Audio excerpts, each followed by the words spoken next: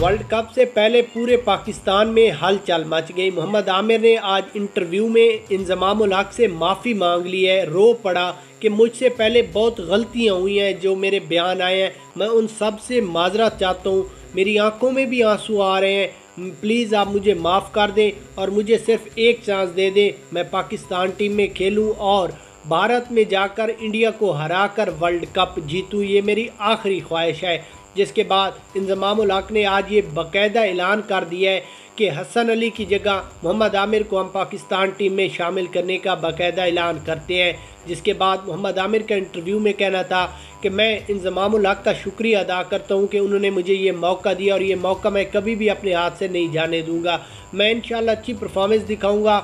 ये मेरे फैंस की भी ये ख्वाहिश थी कि मोहम्मद आमिर इंडिया के ख़िलाफ़ पाकिस्तान टीम में खेले। मैं अब भारत में भी जाऊंगा, पाकिस्तान टीम की नुमाइंदगी करके पाकिस्तान को ये वाला वर्ल्ड कप जीत कर तारीख़ का सबसे बड़ा रिकॉर्ड तोड़ूंगा और तारीख़ में अपना नाम लिखवाऊंगा।